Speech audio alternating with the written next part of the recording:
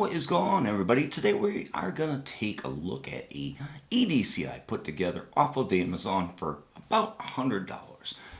Not to make it any harder, but I also put a stipulation in that I wanted it to be brand kind of friendly. So what the EDC is going to consist of is going to consist of, first and foremost, a knife, a Tanto, obviously, a pry bar of some sort, a wallet, and or a card holder of some sort, a pen,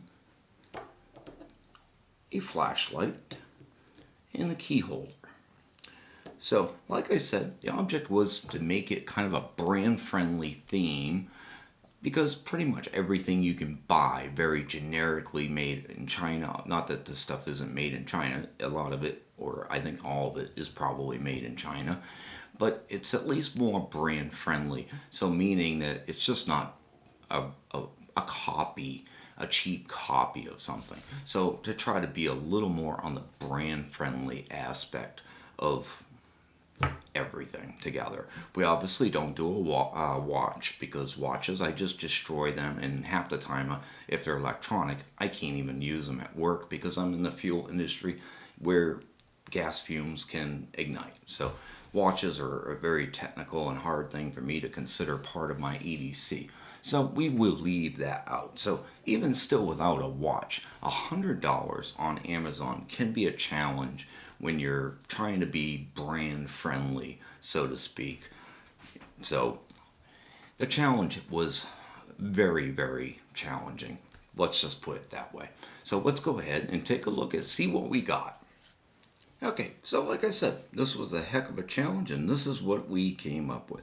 First and foremost, I did start with the knife, which is a Buck Bones, and that is your identification number in case you guys want to look it up. I will leave the names in the description below, but I probably won't necessarily leave a link. But so, and then the next one was a flashlight. So we got the OLIGHT i3T EOS Slim EDC flashlight. So these were really about the bulk of the overall cost. Then we kind of moved into, I think this was like probably the next most expensive too. I think this was like $18 or something like that. So you have the Magpul DAKA Essential Wallet, which is just mainly, I guess, just really just a card slip. I thought it was cool and interesting to take a look at. Then, of course, obviously we move into the pen. Very popular pen, Uzi. This pen is obviously extremely copied by a million different companies. So, in which you could get cheaper if you did go with the non-name brand of Uzi. You could have gotten it a little bit cheaper. Then we decided, as money started to run out very quickly, we just simply got the CRKT Pryma. I actually have had these before and still have a couple kicking around.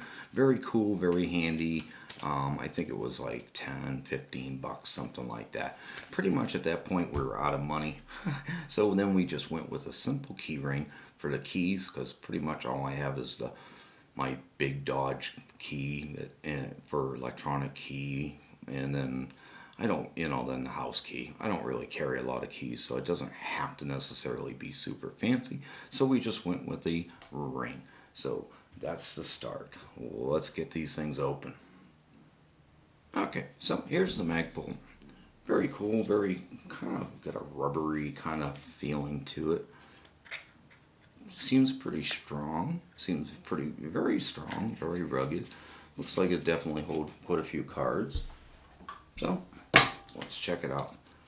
See how many we can get. Let's try just a couple in here.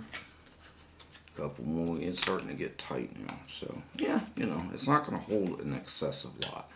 But that's, for 4 cards, you can definitely probably get a few more in there. But because it's rubbery, it's actually got really good retention for holding it, so I don't want to get too carried away with trying to cram too many in there, because it's going to be a real hassle getting them out of there. So, but yeah, definitely will hold them. at least a half dozen cards, and they're not going to go anywhere. And here we are, the pen. She's a beast, that's for sure.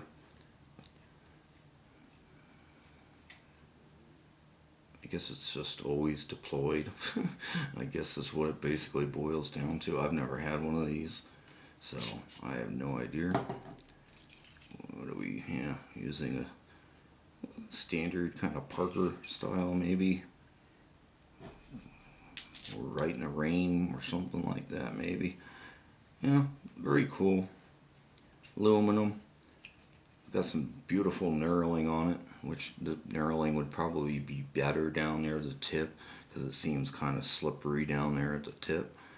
You know, it's got your custom glass breaker right there, so if you had to break out glass, and you know, you can obviously get some good traction on it. So yeah, very interesting. Super tactical for those guys that want a super tactical. Then we have the flashlight. Okay, let's see. Get this open. There we go. Gotta get that out of there. Screw that back in. Okay. So you just kind of click through modes. That's your kind of night mode, so you don't burn out your night vision. Then a higher mode.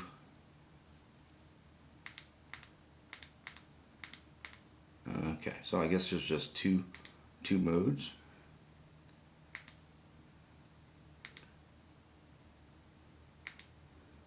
Yeah, pretty much. You can just kind of, maybe three, it might be three. So, not too bad, not too bad. Again, you know, extremely friendly. Got the hat pocket clip, so standard pocket clip. One side can clip it on your hat so it's facing outward that way. Love these pocket clips. They're great if you're wearing a hat and need your flashlight. Like I said, this is a great little tool too. Obviously, like I said, put your keys right on there, and you have a pry bar, a little hex section, got your bottle opener. They're handy. They got a good grip. You can use them for basic stuff. For basic, simple EDC, you can't really go too wrong with it. It's very affordable. Like I said, like $14. So then the knife, the buck bones, very interesting, very lightweight with scaling out all that. So what do we got here? That's not a flipper tab, even though it looks like one. Oh yeah, woof. She's tight. Holy smokes. Okay, so some very uneven, yeah, very uneven edge work there. And the serrations don't look too bad. There's no wiggle. Of course, you know, it is a frame lock, so super cool. And the lockup looks like it's about 55-60%, so she's way over. But like I said, you know, all in all, not too shabby. And she could probably definitely use some lubrication, that's for sure. Super stiff, you're not gonna just flip it over, that's for sure. I guess that's the, I guess that right there is just kind of part of where the blade stops.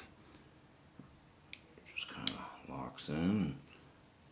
Yeah, it's thin in the hand, it's lightweight. I mean, overall, I mean, it's not terrible. I mean, you can put a raw wrist in it. I guess you can flip it.